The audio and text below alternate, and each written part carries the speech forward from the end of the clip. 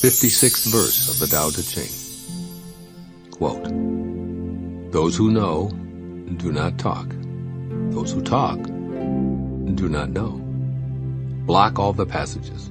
Close your mouth. Cordon off your senses. Blunt your sharpness. Untie your knots. Soften your glare. Settle your dust. This is primal union, or the secret embrace.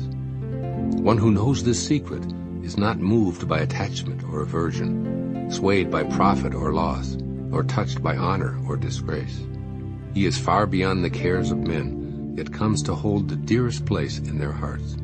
This, therefore, is the highest state of man." Unquote. Living by silent knowing.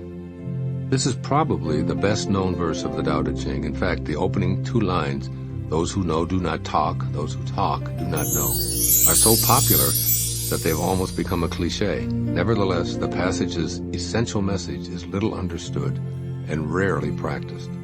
Lao Tzu is calling you to live in the highest state of silent knowing, that place deep within you that can't be communicated to any other.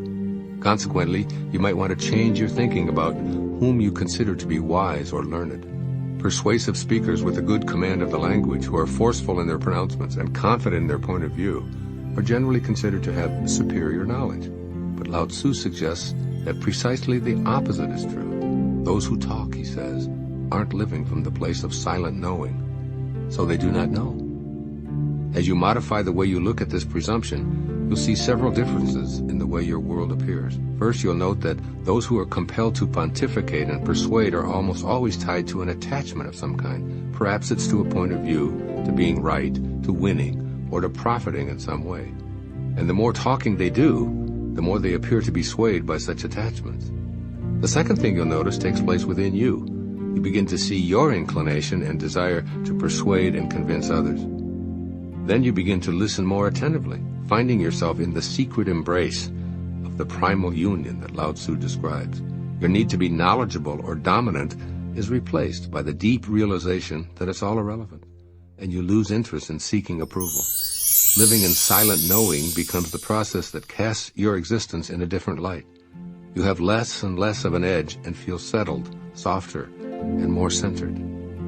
As you change how you think about what it means to be intelligent and wise, you'll come into contact with the irony that sums up this wonderfully paradoxical section of the Tao Te Ching. Lao Tzu says that the sage who lives by the Tao is far beyond the cares of men, yet holds the dearest place in his heart.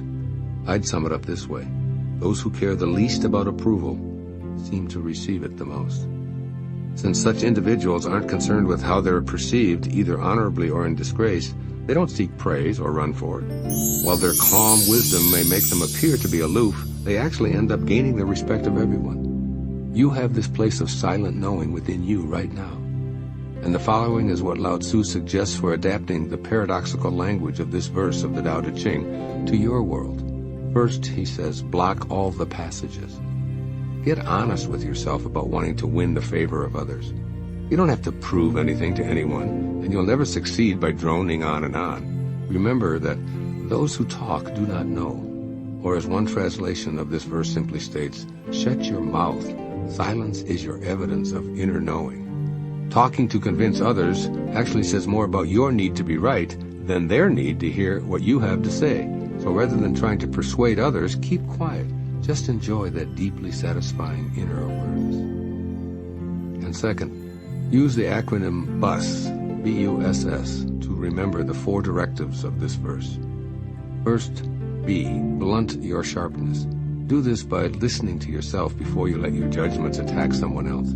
A better course of action is to just listen and then silently offer loving compassion to both yourself and the other person.